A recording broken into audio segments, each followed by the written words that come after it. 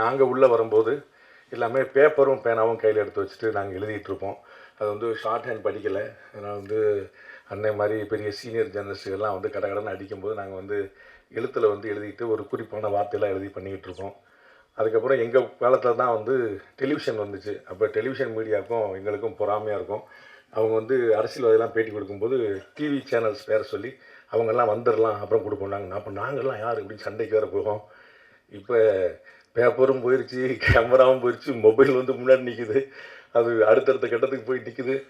Press show அப்படின்னு தனியாக ஒன்று போடுறாங்க, இன்ஃப்ளூயன்சர் ஷோ அப்படின்னு ஒன்று தனியாக போடுறாங்க, நடுவில் ஒரு ஷோ போடுவாங்க போல்.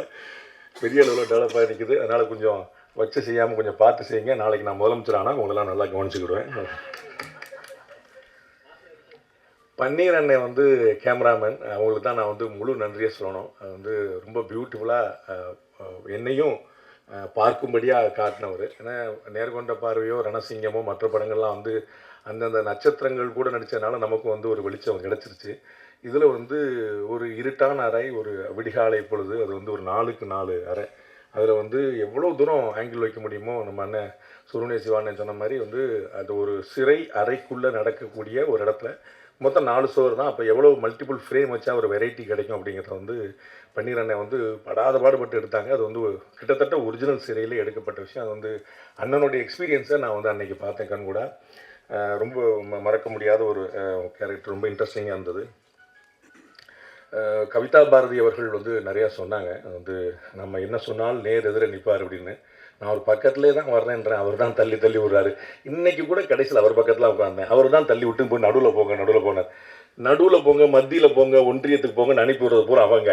அனுப்பி விட்டுட்டு நாங்கள் கடைசியில் இருக்கோம், அவர் பார்த்தீங்களா மத்தியில் இருக்காருன்னு சொல்கிறது அவங்க. ரெண்டும் அவங்க தான் செய்கிறாங்க. நம்ம என்ன செய்யறது?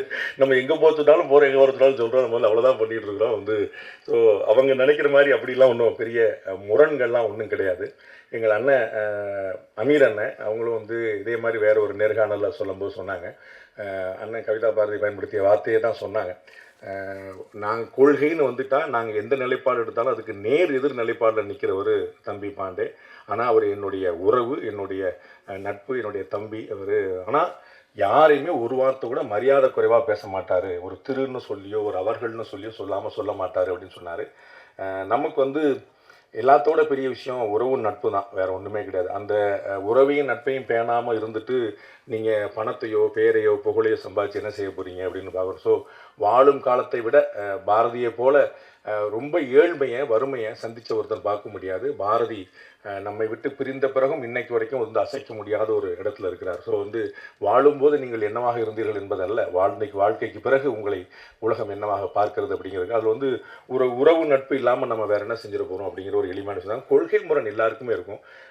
இந்தியாவில் நடக்கக்கூடிய பாதி கொலைகள் அண்ணன் தம்பிக்குள்ளேயும் புருஷன் பொண்டாட்டிக்குள்ளேயும் தான். உங்களுக்கு தெரியும், நம்ம சொத்து தகராறில் அண்ணன் வெட்டி கொள்ளிடும். கூட பிறந்த அண்ணன் ஒரு தாய் மக்கள்.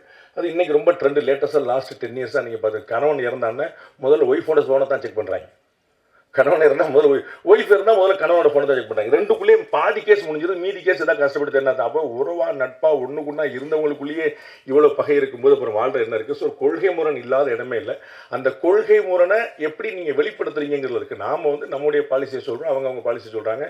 எது சரியோ மக்கள் ஏற்றுட்டு போகிறாங்க. 2 பேர் ஆளாளுக்கு ஒரு பாலிசியை சொல்லிட்டு போன போது மக்கள் சம்மந்தம்லாம் வேற ஒருத்தரத்துக்கு உட்கார வச்சு இல்லையா? அதனால் ஒன்றும் பிரச்சனை இல்லையா? நம்ம வந்து யார் என்னாலும் பாலிசி சொல்லுவோம், எது பிடிச்சிருக்கோ பிடிக்கலையோ, எனக்கு இது பிடிச்சிருக்கு மக்கள் முடிவு பண்ணிட்டாங்கன்னு அப்புறம் என்னுடைய கொள்கை பெரிதா என்னுடைய கொள்கை பெரிதா, மக்களுக்கு வந்து எல்லாமே தெரியும்.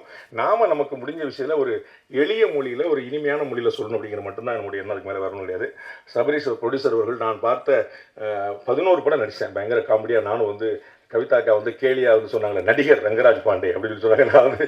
நான் என்ன ஓரமாக உட்காந்து கொத்த வச்சு உட்காந்துருக்கேன், என்ன போய் நடிகர் சொல்லிங்களா, அவ்வளோ ஒருத்தால நாள் இன்னும் ப்ரொஃபஷனலாலாம் ஆகலை அப்படிங்கிற சொன்னேன்.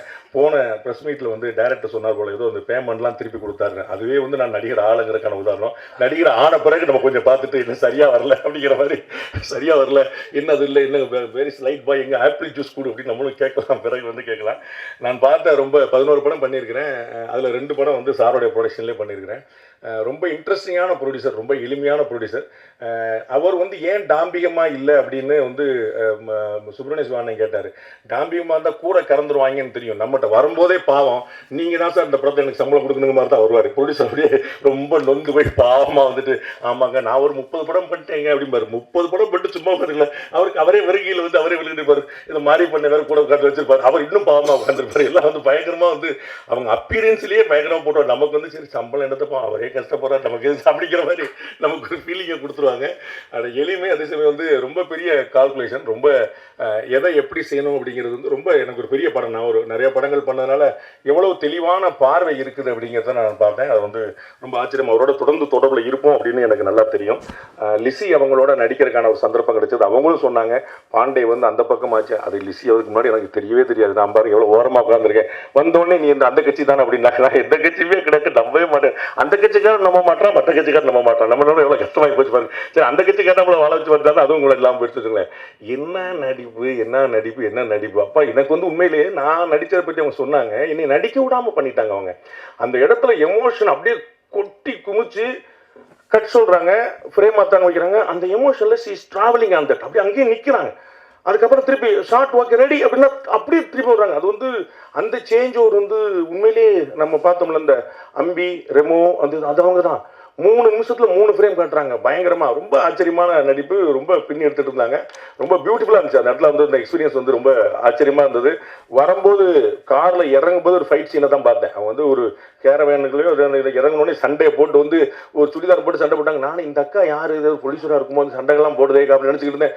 இறங்கி அவ்வளோ சண்டை போட்டாங்க. படகு இந்த பக்கம் போனால் நடிச்சு பிரட்டி எடுத்துட்டு அப்புறம் அவங்கள்ட்ட உட்காந்து கதையெல்லாம் கேட்டேன். எப்படி மேடம் நீங்கள் பயங்கரமாக இவ்வளோ நடிப்பு இவ்வளோ போடுறீங்க அப்படின்னு சொன்னபோது, என்னுடைய வீர வரலாறு தெரியாமல் இருக்கே தம்பி அப்படின்னு சொல்லிட்டு ஃபுல் ஹிஸ்ட்ரி சொன்னாங்க.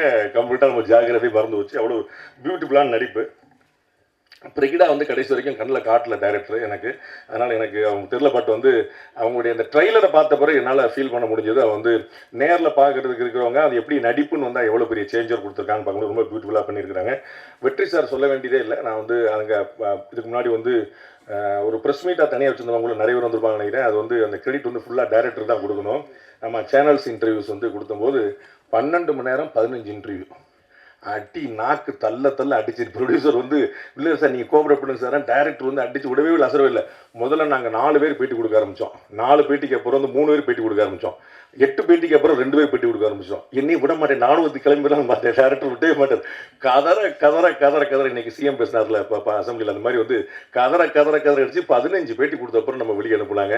அப்போ வந்து நான் சொன்னேன், அந்த பேட்டியில் சொன்னது தான், அது வந்து திரு வெற்றி அவர்களுடைய கண்ணு பேசுது. அது வந்து ஒரு பெரிய அளவில் வந்து ஒரு ரியாக்டிவான ஈஸாக இருக்குது. அது வந்து ஒரு ஆஃபீஸர்கிட்ட பேசுகிறதுக்கும் ஒரு அம்மாட்ட பேசுகிறதுக்கும் அந்த சேஞ்ச் ஒரு வந்து ரொம்ப பியூட்டிஃபுல்லாக காட்டுறாரு. ரொம்ப ஆச்சரியமான நடிப்பு வைப்பாரும். மற்ற ஜாலியான விஷயங்கள்லாம் அவருக்கு நிறையா இருக்குது அவருக்கு வந்து. பட் இந்த சீரியஸான விஷயத்த ஒரு டயலாக்காக டெலிவரி பண்ணுறதுல வந்து ரொம்ப பெரிய லென்த்தி டயலாக்ஸ் உங்களுக்கு தெரிஞ்சிருக்கும். அதை நேர்கொண்ட பார்வை படத்துலேயே அஜித் சார் சொல்லியிருந்தாங்க, 6 படத்துக்கான டைலாக்ஸ் அந்த ஒரே படத்தில் வச்சுட்டாங்க அப்படின்னு. கோர்ட் சீன் இருந்தால் அப்படி இருக்கும். அதே மாதிரி தான் இதுலேயும் பார்த்தீங்கன்னா ஏகப்பட்ட டைலாக். அது வந்து ஒரு ஃப்ரேம் கூட நான் பேப்பரை பார்க்கவே இல்லை. நான் கையிலே பேப்பர் நீமாக உட்காந்து பாரில் சார் சொன்னார்ல, கவிதா பாரதி சொன்னேன், கேரவனுக்கே போல எங்கே போக எனக்கு தான் அடுத்த டைலாக சொல்லுமே பீதியிலே வச்சுருந்தாங்க நம்மளை. ஏன்னா டைரக்டர் வந்து ரொம்ப மெட்டிகுலஸாக பிளான் பண்ணியிருக்காரு. அதாவது மைனூட்டாக பிளான் பண்ணியிருக்காரு. எங்கேயுமே வேஸ்டேஜ் இருந்துடக்கூடாதுன்னு எடிட்டர் சாருக்கு வந்து கொஞ்சம் கம்மியான வேலை தான் இருந்திருக்குன்னு நினைக்கிறேன். அந்த அளவுக்கு வந்து ஃபுல்லாக ரொம்ப பிளான் பண்ணி இதுதான் அவங்க ஃப்ரேமே முதலே முடிவு பண்ணிட்டாருங்கனால ரொம்ப ஆச்சரியமாக இருந்தது. அந்த ஒர்க்கு ரொம்ப பியூட்டிஃபுல்லாக பண்ணோம். அது வந்து மறக்க முடியாது. தர்புகா சிவா சார் வந்து நான் இன்றைக்கி தான் ஃபஸ்ட் டைம் பார்க்குறேன். நான் வந்து ட்ரெய்லரை வந்து மாதிரி 2-3 விஷயங்களை வந்து இப்போ டைரக்டர் ஏற்கனவே காட்டின போதே நான் சொன்னேன், இந்த வார்த்தை தான் சொன்னேன். இன்றைக்கி தர்புகா சார்ட்டையும் சொன்னேன். அதாவது பாரதியாருடைய பாடல்களை ஒரு சினிமாக்காக்கு மாற்றுறதுங்கிறது சுலபம் இல்லை.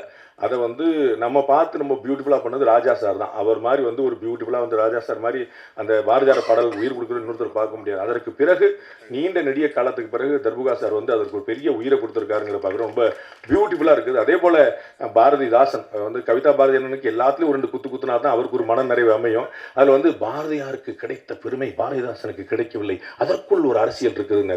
நாங்கள் எதிர்கட்சி அண்ணன் சொன்னதுதான், பாரதிதாசனுக்கு கிடைத்த விஷயம் பாரதியார் கிடைக்கலன்னு நினைக்கிற குரூப்றாங்க. நான் வந்து செல்ல இடமெல்லாம் உங்களுக்கு தெரியும், நிறைய பேர் பார்த்துருப்பீங்க. பாரதிதாசனுடைய அந்த ஒரு பொன்மொழி, அதை தான் நான் எல்லா உரைகள்லையும் முதல்ல ஆரம்பிப்பேன். எங்கள் வாழ்வும் எங்கள் வளமும் மங்காத தமிழன்று சங்கே முழங்கு அப்படிங்கிறது தான்.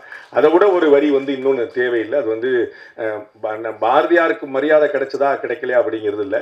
நீங்கள் மதிக்கிற பாரதிதாசன் தன்னை பாரதிதாசனாக மாற்றிக்கொண்டிருப்பார் அப்படிங்கிறது பாரதியாருக்கு போதுமானது. வேற எந்த கௌரவங்களும் தேவையில்லை. ரொம்ப ஆச்சரியமான அப்படி தன்னுடைய பெயரை அழித்து அது தன்னுடைய குருநாதருடைய பெயரை போடுறது அப்படிங்கிறது அது ஒரு சர்வப்பரி தியாகம்னு சொல்லுவாங்க. அந்த மாதிரி பாரதிதாசன் ஆச்சரியமான பாடல். அண்ணன் சொன்ன மாதிரி மானுட சமுத்திரம் நான் என்று கூவு அப்படின்னு சொல்லிட்டு பாரதிதாசனுடைய பாடல்கள் எல்லாமே விசால பார்வையால் விழுங்கு மக்களை அப்படின்னு எழுச்சிகரமான வரிகளாக தான் இருக்கும்.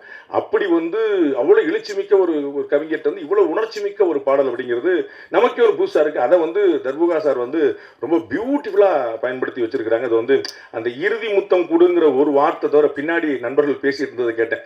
நம்ம எவ்வளோ நல்ல தமிழ் வார்த்தைகளை தொலைச்சிட்டோம் அப்படிங்கிறது ரொம்ப வைத்தறிச்சலாக இருந்துச்சு. இன்னைக்கு ஒரு நெற்றியை பற்றி, ஒரு கற்றையை பற்றி, ஒரு கொம்பு தேனை பற்றின்னு எவ்வளோ வார்த்தைகள் பாரதிதாசனுடைய வெக்காபுலரி எதுவுமே இன்னைக்கு புழக்கத்தில் இருக்காது.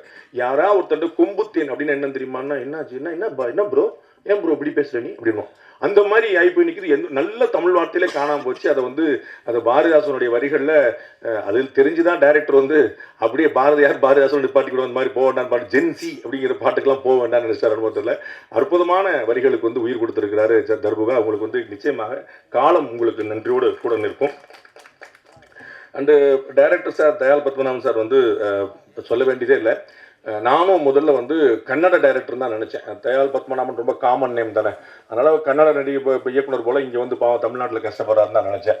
அப்புறம் தான் விழுப்புரம்னாரு தலைவர், நீ என்ன தலைவர் அங்கே போய் பின்னி எடுத்துகிட்டு இருக்கு அப்படின்னு சொன்னால், அங்கே உண்மையிலேயே படைப்பாளிகளுக்கு எப்படிப்பட்ட மரியாதை கொடுக்கப்படுகிறது என்பதை கன்னட திரையுலகம், கன்னட அரசுகளை பார்த்து தமிழ்நாடு அரசுகளும் கற்றுக்கொள்ள வேண்டும் நான் நினைக்கிறேன். ஏன் அப்படின்னா, ஒரு 7-8 வருஷமா அவார்டே கொடுக்கல அப்படின்னு மொத்தமாக கொடுக்குற பழக்கம்லாம் இங்கே இருக்குது. அங்கே எவ்வளோ பெரிய கௌரவம் எழுத்தாளர்களையும் படைப்பாளிகளையும் அமர வைத்து உட்கார வைத்து முதலமைச்சர்களும் அதிகாரிகள் நின்று கொண்டு விருது கொடுக்குற மாதிரி காட்சியெல்லாம் நம்ம பார்க்குறோம். அதெல்லாம் கற்பனை செய்ய முடியாத ஒரு உயரம். கேரளாவில் அந்த மாதிரி விஷயங்கள் இருக்குது. ஒரு கலைஞனை, ஒரு படைப்பாளியை அவன் தான் சமூகத்தை சீரமைக்கிறான், சமூகத்தை கட்டமைக்கிறான் அப்படிங்கிற ஒரு ஆழமான உண்மை தெரிந்ததுனால அவ்வளோ பெரிய கௌரவம் கிடைக்குது. இங்கே கலையினாலும் திரையினாலும் தான் பலர் அரசியலுக்கே வந்திருக்கிறாங்க. அரசியல் பெரிய வெற்றிடங்களை நிரப்பியிருக்கிறாங்க. அப்படி பார்க்கும்போது அங்கே இன்னும் அந்த மாதிரியான படைப்பாளிகளுக்கான கௌரவம், எழுத்தாளர்களுக்கான கௌரவம், இலக்கியவாதிகளுக்கான கௌரவம் இன்னமும் அதிகரிக்க வேண்டும் நினைக்கிறேன். நம்ம பாரதியார் போல நம்ம இல்லை, நமக்கு கவனிக்கிறதுக்கு ஆள் இல்லை அப்படிங்கிற மாதிரி இல்லாமல் அப்போ உனக்கு என்னப்பா புலவர், உனக்கு என்னப்பா கவிஞர், உனக்கு என்னப்பா தமிழ் இருக்கு, தமிழ் சோறு போடும், கலை சோறு போடும், இலக்கியம் சோறு போடும் அப்படிங்கிற ஒரு நிலைமை ஏற்படுத்தணும். அப்பதான் தமிழ் வாழும். அந்த மாதிரி ஒரு ஆச்சரியமான ஒரு இயக்குனர். நான் அவருடைய மெட்ரிகுலஸ் பிளானிங்கை பார்த்தேன். நான் ப்ரொடியூசர்கிட்ட அவ்வளோ புகழ்ந்து சொல்லியிருக்கிறேன் டைரக்டரை பற்றி. பயங்கர ஆச்சரியங்க அப்படின்னு சொல்லிட்டு நான் அடுத்தடுத்த படங்களில் அவங்க எப்படிலாம் பண்ணுறாங்க, அவங்க தயாளன் சார் மாதிரி பண்ணுறாங்களாம் பார்க்க ஆரம்பிச்சேன். அவ்வளோ தூரம் அறிவே கிடையாது எனக்கு சினிமா பற்றி. இருந்தாலும் அப்படி பண்ணுற அவ்வளோ வெல் பிளான்டு, கம்ப்ளீட்டாக எல்லாமே ஸ்ட்ரக்சர்டு பண்ணியிருக்காங்க. எதுவுமே புதுசாக அந்த கட்டத்தில் மாத்திரம் அப்படிங்கிறதே கிடையாது. ஃப்ரேம்லேருந்து எல்லாமே அவ்வளோ ரொம்ப மெட்டிகுலஸாக பண்ணியிருக்காங்க. எல்லாருக்கும் தெரியும். உங்களுக்கு 20 நாளில் படம் முடிச்சாரா, 21 நாளில் படம் முடிச்சாரா, அவருடைய பேட்டர்னே அப்படி தான் இருக்குங்கிறத நம்ம பார்க்குறோம். 75 லட்சம் ரூபா இருந்தால் நான் நல்ல படம் பண்ணிடுவேன், ரிச்சான படம் பண்ணிடுவேன். 50 லட்ச ரூபா 60 லட்ச ரூபா இருந்தால் நான் அவ்வளோ பெரிய படம் பண்ணிடுவேன்னு நினைக்கிறாரு. இந்த மாதிரி டைரக்டர்கள் எல்லாரும் வந்தாங்கன்னா எங்கள் அண்ணன் மாதிரி ப்ரொடியூசர்கள் ரொம்ப சந்தோஷமா இருப்பாங்க.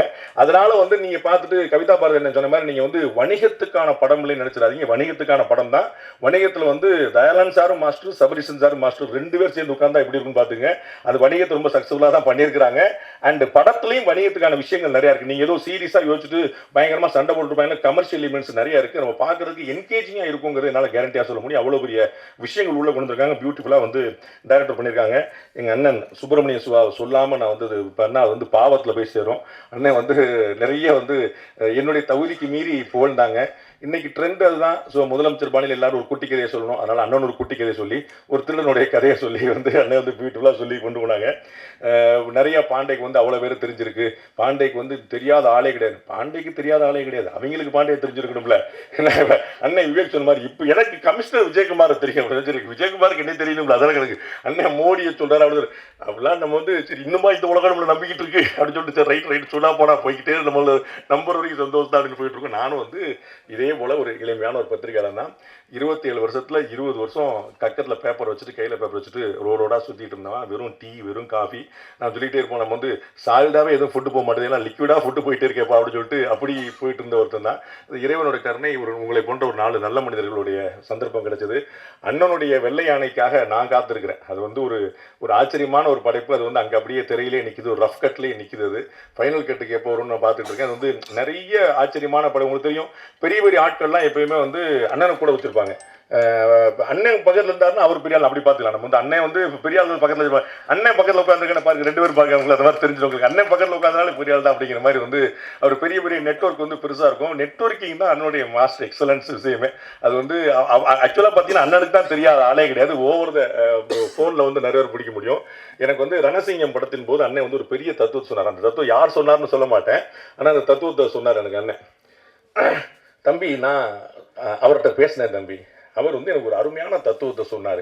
என்ன அப்படின்னா, ஒவ்வொரு நாளும் உன்னை விட வயதுலேயோ அனுபவத்திலேயோ பேர்லேயோ புகழ்லையோ செல்வாக்குலையோ கீர்த்திலையோ ஏதோ ஒன்றில் உயர்ந்த 3 பேருக்கு தினசரி காலையில் ஒரு தொலைபேசி அழைப்பு.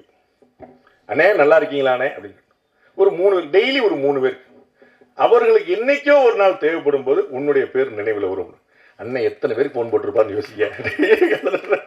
இந்த தத்துவத்தை வந்து வேறு ஒரு பெருமகனார் வந்து அண்ணனுக்கு சொல்லி, அண்ணன் வந்து கண்ணன் போல இருந்து எனக்கு இந்த உபதேசத்தை சொல்லி அதை வந்து நான் பச்சு பிடிச்சிக்கிட்டு இருக்கிறேன். அது வந்து டெய்லி ஒரு காலையில் 3 பேருக்கு ஃபோன் அடிக்கலான்னு பார்த்தேன், ஃபோன் நம்பர் தான் தெரிய மாட்டேது. அதுதான் பெரிய பிரச்சனை. ரொம்ப இன்ட்ரெஸ்டிங்கான கேரக்டர். எல்லாத்தையுமே அந்த இருக்கக்கூடிய இடத்த வந்து அண்ணன் வந்து எப்பயுமே ஒரு ஹாப்பியாக வச்சுருப்பாரு. ரொம்ப ஒரு மகிழ்ச்சி அந்த இடத்துல பரவிடும். அது போன்ற ஒரு நல்ல மனிதரோட தொடர்பு இருக்குது தான் நமக்கு ஒரு பெரிய புண்ணியம். இது வந்து ஒரு அற்புதமான படம், கேரண்டியானாலும் சொல்ல முடியும். படத்தோடைய நான் இங்கே இந்த மேடையில் வந்து சொன்னாங்க, அண்ணன் கவிதா பாரதினா எல்லாருக்கும் சேர்த்து அவரே ஓட்டு போட்டார். வந்து இங்கே இருக்க பலருக்கும் பாண்டேக்கும் உடன்பாடு கிடையாதுன்னு அவரே சொல்லிட்டாரு. அதனால் வந்து அப்படி இருக்கலாம். உங்களுக்கு நீங்கள் நினச்சிட்டு இருக்கீங்க ப்ரொடியூசர் என்ன கலர் சட்டை போட்டிருக்காருன்னு பார்த்துக்குங்க. டைரக்டர் யாரும் நான் யார்ட்டையும் சொல்ல மாட்டேன், எனக்கு மட்டும் தான் தெரியும். இந்த மாதிரி ஒரு கிளப்பி விட்டு போயிட்டு அவங்க இல்லைன்னு சொல்ல மாதிரி கொள்கை. இது வந்து எனக்கு இந்த படத்துடைய கொள்கையில் உடன்பாடு இருக்கா இல்லையாங்கிறதுல நான் இந்த படத்தில் நடிப்பதற்கு கூலி வாங்கியிருக்கிறேன். அந்த கூலிக்கு விசுவாசமாக உழைக்க வேண்டும் என்பது மட்டும்தான் என்னுடைய நோக்கம். அதற்கு டைரக்டருக்கு இன்னொரு டேக் வரணுங்க அப்படின்னு சொல்லி அவருக்கு வந்து ஒரு டிஜிட்டலாக இருந்தாலும் இன்னொரு நாள் எடுத்துகிட்டு போயிடக்கூடாது. நாங்கள் வந்து அது மாதிரியான ஒரு வாய்ப்புனால தான் நாங்கள் வந்து 2 நாள் படத்தை முன்னாடியே முடித்தோம். ஸோ நமக்கு வந்து கமல்ஹாசன் சார் மாதிரி அவார்டு வாங்க முடியாது, சிவாஜி சார் மாதிரி பேர் வாங்க முடியாது. அது நமக்கு முன்னாடியே தெரியும். அதனால் நம்மளால் என்ன முடியுமோ நம்ம வந்து அதை மட்டும் சரியாக செஞ்சுருவோம். ஸோ டைரக்டருக்கு வருத்தப்படாமல், ப்ரொடியூசருக்கு கையை கிடைக்காமல் நம்ம என்ன வேலை பண்ண முடியுமோ அதை பண்ணிடுவோங்கிறத தவிர எனக்கு வேறு எந்த நோக்கம் இல்லை. அந்த வகையில் இது வந்து ஒரு பியூட்டிஃபுல்லான இன்ட்ரெஸ்டிங்கான படம். அதை வந்து நான் உள்ள கான்ட்ரிபியூட் பண்ணும்போதும் எனக்கு ஒரு பெரிய ஒரு ஈர்ப்பை ஏற்படுத்தி இருந்துச்சு, அது ஒரு பிணைப்பை ஏற்படுத்திச்சு. நான் அப்படி தான் எல்லா இடத்துலையுமே ஒர்க் பண்ணுறேன். அதனால் ஒரு பியூட்டிஃபுல்லான படம் பாருங்கள். உங்களுடைய நியாயமான விமர்சனங்களை வைங்க, நிறைய நண்பர்கள் கொண்டு போய் சேருங்க. இறைவன் துணை இருக்கும். நன்றி, வணக்கம்.